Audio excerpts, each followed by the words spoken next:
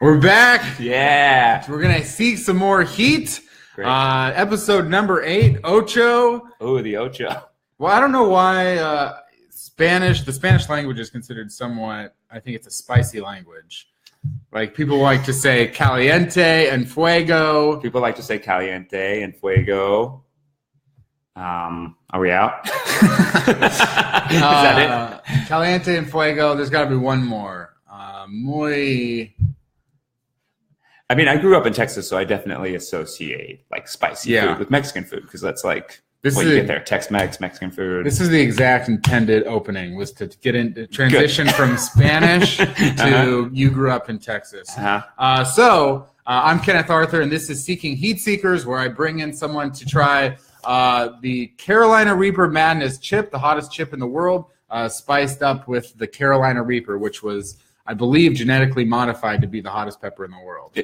Was it grown in the Carolinas? I should do like research.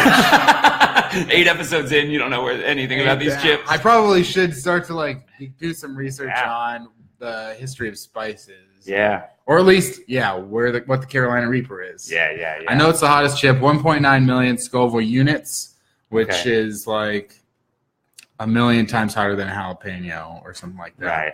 But I'm Kenneth Arthur. This is Mike McLendon. Outside Dog. Outside Dog, yeah. Tater Town. Tater Town. That's one of the worser named groups that I'm a part of. But Mike, you seeked out the heat. You wanted to be a heat seeker. I wanted to be. I tracked Kenny down and said, "Hey, how can I be a heat seeker?" Yeah. I'm seeking heat. You're a heat supplier. I've got the heat, and you're seeking it out, and you're saying, I'm looking at it because I'm a heat seeker and I want to do it. And I want to do it while these chips are still street legal. Yeah. Because you said they're discontinued? They're limited time only. So that's news. Limited time only, these Pequi chips. So when I asked for more reinforcements, they said no. They said, so that's why you got to seek the heat. Yeah, they said they sold out on Halloween and they're limited time only. I'm sure they'll bring them back because they are very popular. Sold out on Halloween. Yeah. That feels like a trick more than a treat. Like if a kid got one of those in their bag and they were so excited about it because they thought it was such a big piece of candy and they took it to school. Guaranteed, statistically speaking, some kids got these on Halloween, right? Yeah. Statistically, someone was that fan. Guaranteed, statistically speaking, 3 kids died from eating those chips. Statistically speaking, 3 to 5 kids died for sure on Halloween night from the chip. Google it. Google it, guys. Google it. They're definitely not going to send you more chips now that would kill kids with them. Well, that's fine. Because at some point I'm going to have to transition the show into something that's not a chip that retails for $30. But also, like that looks like a scary it looks like a fun Halloween treat. There's a Grim Reaper on the box. Yeah. Like if you got that for Halloween, you'd be like, that's a fun Glad that my nails are somewhat clean at this moment. Yeah, me too.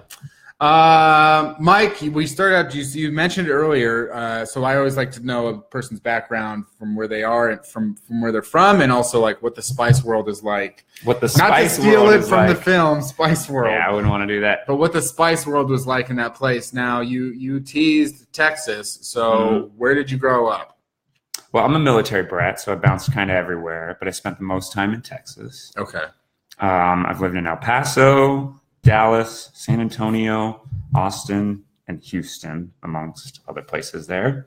Those are the big ones. Now, do you have the place that, where's your home base now? Like I would consider Austin is home, but most of my family's in like the Dallas-Fort Worth area.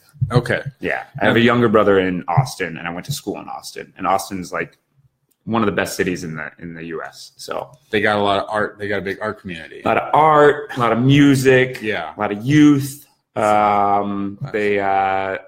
affectionately called like the blueberry in the tomato soup, right? So they're like a very like kind of liberal enclave of like really cool artists and weirdos. I've never been. I've driven through Texas, but I've never been to Austin. How many days did it take you? Well, I drove from LA to Dallas. Okay. And so I stopped in Arizona, and then I made that trip in the next morning. And I'd say it was an all-day affair. Yeah, I've done that drive a bunch. It's not that bad. People complain, I think, about West Texas. Now there's nothing there, right? Yeah, but it's actually kind of nice to drive through. It's very beautiful. Yes, I think so, for sure. You wouldn't want to get stranded there, but it's beautiful to drive through. And they had a flash rain thing going on at one point. I got the whole... Did you have to drive through it? Yeah. Driving through a flash rainstorm in Texas is pretty scary. Yeah. Because it comes down like in sheets. Like that's like sheets of rain, like described.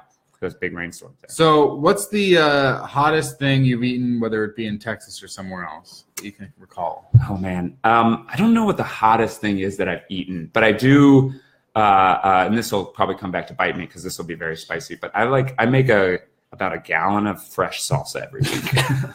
Like, I love homemade salsa.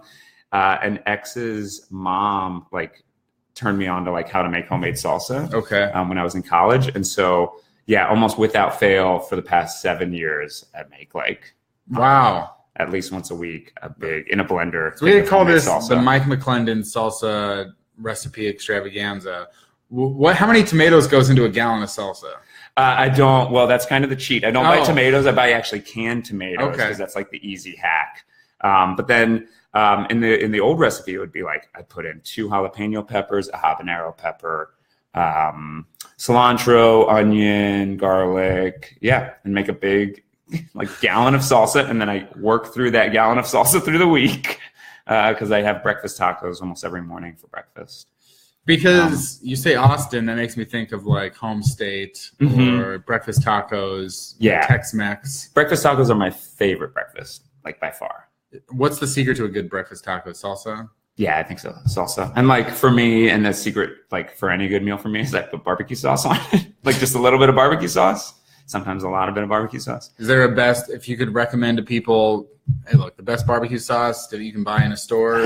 The best barbecue sauce that you could buy in a store used to be at Trader Joe's. And if you're watching Big Trader Joe's, you got to bring back, I know they watch it. I know you're watching Big Trader Joe's. You got to bring back that barbecue sauce that you discontinued last January. It was January was hard for me last year. I went to my Trader Joe's and they didn't have it. A lot of people don't know this, but Chuck Ma is Big Trader Joe's. Chuck Ma is Big Trader Joe's? Yeah. All right, I see you, Chuck. Get that adjusted, dude.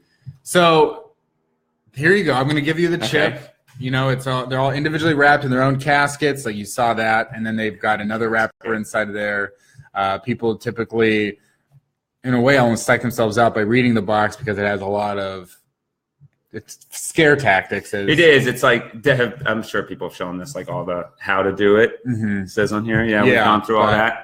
Okay. I don't know if they actually gone through the how to do it, but like, well, there's instructions. There's a lot of steps in here, but it says how to enter the 1 chip challenge. First step, try it. Seems pretty good. Yeah. Eat the chip. Don't say we didn't warn you. Then after try it, you got to prove it. You take a photo or video of your attempt to conquer the 1 chip challenge. Okay. Got to make sure the chip and the packaging are in view. Viral marketing campaign. Okay, great. That's how Weathermen do it. Yeah. And then post it. They really want you to advertise for them here. Yeah. And smart. For sure. Smart. Most companies don't tell you to post it. So what I do that's hopefully different than some. Well, I know, I'm a big fan of shows like Hot Ones, and I credit them. I credit Doughboys. I credit a lot of places. This isn't your idea. This is not my idea. You're not the first dude to set up a camera in their living room. I'm not the first. To eat some food. Not at all. No, man. But this is my version of it, which is you're going to eat the chip, and when you're in the middle of the heat zone, I'm going to give you 1-word suggestions to tell monologues, basically. Okay, great. So while you're trying to fight through that heat zone, you got to tell stories. Tell stories. What something reminds you of. Flash memory, all that stuff. Okay. And then what is it, the chip is my pace? It's at your pace. We've had most people take it in 1 bite. Martha took it little bite by little bite. And she couldn't finish, right? She didn't quite finish, but... How much chip did she leave on the table? I ate the rest of it, which was like, That much? She couldn't do that left? But that's intimidating. She was not a heat seeker at all. She very admittedly, she's nothing. A heat sucker, right? Heat sucker. Sucker. You fell for that. Hashtag heat sucker. Hashtag Martha. So yeah, yes, we don't need to get that trending. No, we're not gonna get that trending. No, we're not gonna do that. But all right, so this is the Fear the Reaper chip. Open it and eat it. Open it and eat it, and then I'll try and think of some one-word suggestions. Magic here. Has anybody opened it and just touched their eye immediately? You could be the first if you just go like that. Oh, my chip is broken. I think partially I saw you break some of that on accident. You saw me break? But I think you like kind of hit it hard with your finger. Oh, I did? But I don't know. Maybe I could be making that up. We're going to go back and review the smell spicy. I think it actually tastes kind of good. I think. Oh, really? Yeah. Okay. I actually think it's got a pretty good flavor. All right. The Pacuí, Carolina Reaper, one chip challenge, no barbecue madness. sauce. I got no barbecue sauce, especially not Trader Joe's. Here we go. I'm going to do it all, but it's very hot. Yeah. Like you can feel it being very hot. Yeah, that's a bad idea. So you are a heat seeker, but this is definitely on the higher end of seeking heat. But I also think, I imagine you're going to handle it pretty well because you do eat a gallon of salsa every week with habanero in it. So first impressions, before we get into the words, first impressions on the chip and your spice level. I mean, I think you're right in that it's a good flavorful chip. Yeah. But it punches you in the mouth like later, right? Like it's only getting hotter at this point. Your first one-word suggestion is Saturn. Saturn. Okay. Saturn makes me think of the Cars Saturn. And I remember is this what happens? I remember my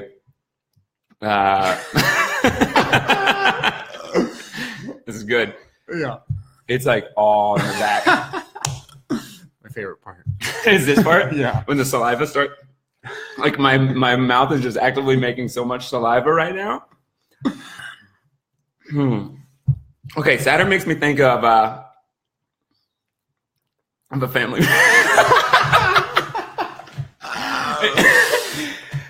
It's not hard to think, it's hard to move my mouth.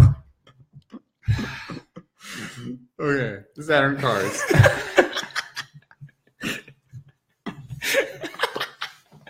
Is this what usually happens? It's very... I can't talk. Okay. Saturn makes me think. I gotta start drinking some of this. So you brought a protein shake. I brought a protein shake. With some coconut milk in it. Some coconut milk, some chia seeds.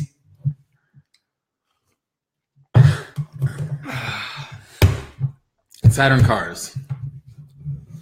Saturn makes me think of cars. I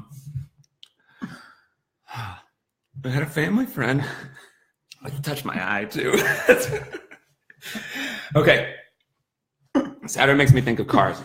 I had a family friend who, when I was growing up a young kid, they were lamenting, they were like, Saturn is a great company because they only make their cars here in the US. And, they only make theirs. And I'm like, maybe like 10. And it was an older family friend, like it'd be like the equivalent of my grandmother-in-law. So they weren't my grandparents at all, but they were like my aunt's mother-in-law. Okay. And she was like talking about how Saturn cars are great because they're made in the US and they're only made in the US and we should buy Saturns more often. I'm like 10. And I remember going home back to my family. My dad and I were watching TV and a Saturn commercial came on. I was like, Dad, we should buy more Saturns because they're American-made cars. And it was being at 10, my dad like taught me a very early lesson on like, why should we just buy America? Because it's made in America. We should do that. But also like good things are made elsewhere. And like, so it was like an early lesson in like buying things. That was a terrible story. No, it's good. No. Oh, man. Okay, your next word is weather balloon. Weather balloon. Weather balloon. We should have got some toilet paper so I can blow my nose. Weather balloon. What's up with the weather, man? You think about that. I'll get you a towel.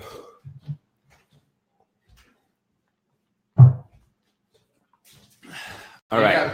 You can think of weather, you can think of balloons, you can think of weather balloons. I don't need to tell you how that works, but I love the movie Up. Okay. It's a good movie. I like that idea of attaching balloons. Kenny, this is so goddamn hot. It's just in the back of my mouth. I can't form words. This is not a very comfortable tissue anyway. It's got a lot of cats on it. Not a comfortable tissue. Look at this tissue. Why is this cat the only one confident in hanging out?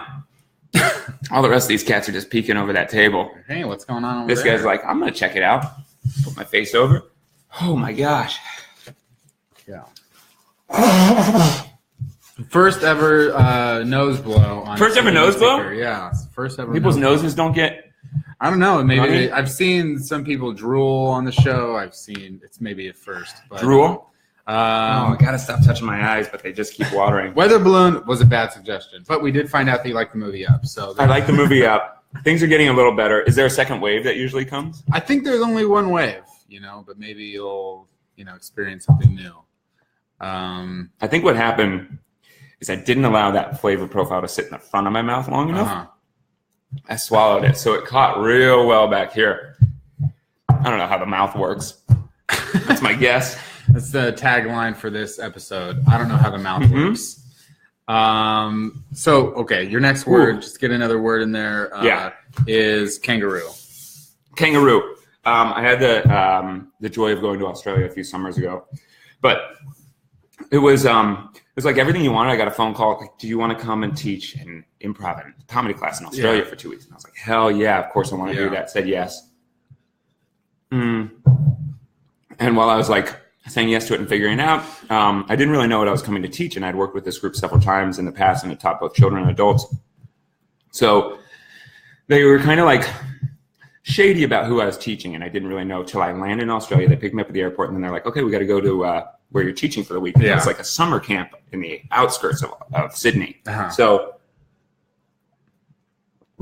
already it was a little like, this is weird. Like I'm going to I wasn't staying in a hotel. I was like drove out to a summer camp. They were like, oh, where's your bedding and stuff? I was like, nobody told me to bring bedding. So I had to go to a Lost and Found to pick out like sheets and a pillow and stuff for my cabin that I was staying in. Got there and they're like, here's your class. And it was 5 10-year-old girls that I was supposed to teach 8 hours a day for 5 days straight. Holy shit. Improv. And so that was challenging. And I was like, but the reason kangaroo comes into this is like I was in Australia and I was like on the outskirts of the camp and I was like, I will certainly see kangaroos because they're like deer out here allegedly. And I never did. I never saw them out. So when I finally went back to Sydney, I went to the zoo so I could see kangaroos. Why were they so intent on teaching these 5 10-year-olds how to do improv? So what it is it's a program that like teaches kids and adults acting, and then they do a lot of workshops out here in the U.S. also where people fly out here and make contacts, and like Australians can work with people locally. And so they just started at a young age there, and like when they flew me out, they had different classes and workshops, and I just ended up assigned to the kids. So gotcha. Yeah. Well, that's interesting. No, it is. No, it's not. Are you? So you're out of the heat zone. You're out of the heat zone, or I'm still in the heat zone. There's about this much of my smoothie left, and I'm like really trying to parse it out because I know I'm gonna need something later, and I don't want water. Yeah, because that makes it worse.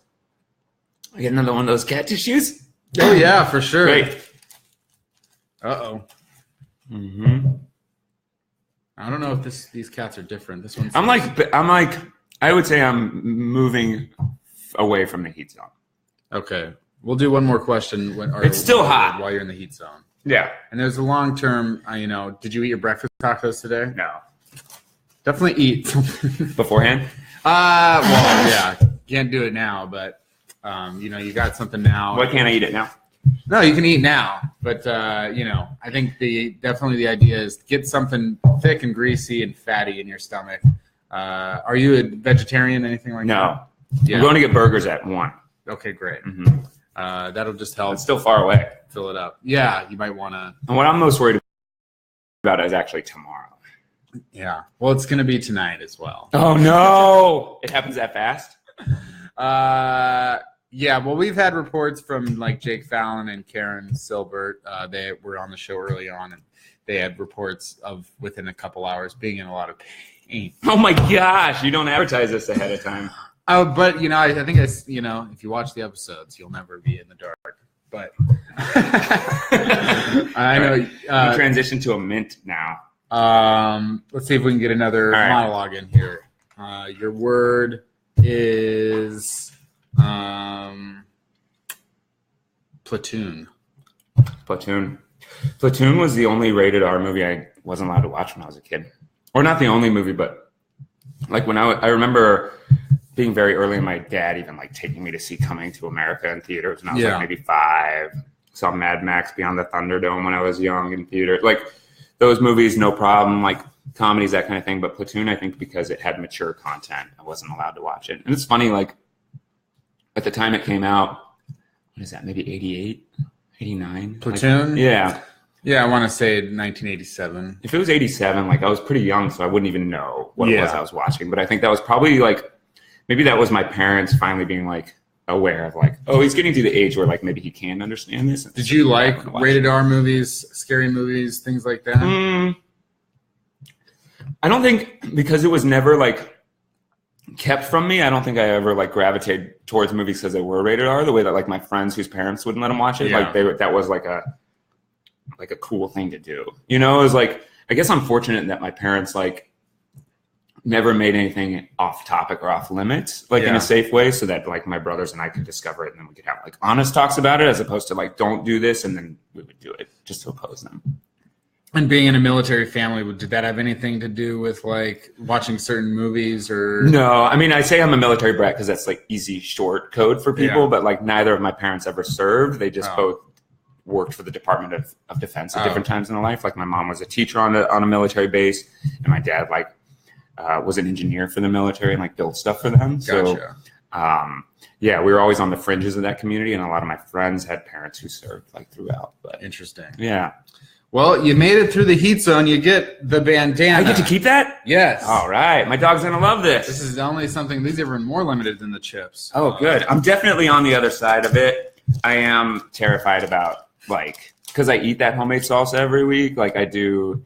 I'm used to like getting stranded on the toilet, like in a painful way. Yeah. But this is bad news. Yeah. Well, you've got a couple tattoos already, or at least one. Yeah. And you get the temporary tattoo. I get a temporary tattoo. Yeah. Now everyone's invited to get the real thing. How about a sticker? You got a temporary sticker. That's a full-time sticker. It'll never go away, as well as these ones. A lot of stickers. They really want you to advertise the thing. Yeah. That was awful. I mean, that was pretty hot. I was a little nervous that you were going to handle it. No, because it's one of those things like, and that's the thing I didn't want to, I hope that didn't come across like, oh, I'm from Texas, I can handle spice. Like that was never my attitude. I knew that was going to be awful. Yeah. But I wanted to do it because you only had a few chips left. Yeah. And I'm a big fan of everybody that you've had on. So great people, yourself included. Anything in terms of Tex-Mex in LA, because most people here are watching LA. Where's the good places to go eat? I don't have like a favorite Mexican food restaurant in Texas or in LA. I just make it myself. There you go. Yeah. I wish I could, and I'll take Rex. Like, hit me up on Facebook. Let me know where you like to go. We're gonna have to do Baja Mexican. I don't really like all that much. See what I was talking about. I'm gonna run out of chips. Maybe we'll do a special episode where you make your salsa. Oh, I'll make my salsa. Yeah. It won't be nearly as hot, but it's pretty good. I can make it hot. We can heat it up a little bit. Yeah. A little bit more. That's it. Go see Outside Dog on Tuesdays. Outside Dog. Tuesdays, 10:30 in LA. Come check that out. Yeah. I'm Too Effing High. Listen to that podcast. I help produce that. Great podcast. Yeah, just had his show on Friday. Yeah, just had a show this past Friday. Open Mike Eagle. Support Kenny. That's the best plug anyone. What are you working on these days? What are you writing right now? I'm working on an interview with Haley Joel Osment. Whoa, that's cool. Very cool guy. Yeah. And watch, now that I've said it, maybe it'll all fall through, because I never usually say ahead of time. But sorry. But that's cool. That's fun to talk to. Yeah. He's a cool dude. I love those. He's had an amazing career. Yeah. He had his moment as a kid, and then he just sort of chilled for a while. Yeah. And he's coming back, and he's, that's the interesting thing. He's still got to work at it like any other actor. If anything, he's probably got more things stacked against him. Right. Trying to build a career now, but he's doing it through. Yeah, I think that's really cool. And I like how passionate he seems to have become about comedy. Yeah. And that kind of thing. He's in that because he's in that new show on Hulu about the Future Man. Oh, yeah. That's that Seth Rogen show. Yeah. Yeah. So that'll be fun. So that's a plug for Haley Joel Osment. Come do the one chip challenge. Oh, my God. Yes. Let's see if we can get Haley Joel Osment to do the one chip challenge. He's seen dead people. Yes. He's met the grim. That's it for Mike McLendon. He sought heat out. I did. I cried. Tears came out. A lot of snot came out. Right onto the faces of those pretty kittens. I blew my nose on kittens. And, see him at Outside Dog. And that's it for Heatseekers. See you next time. See you next time.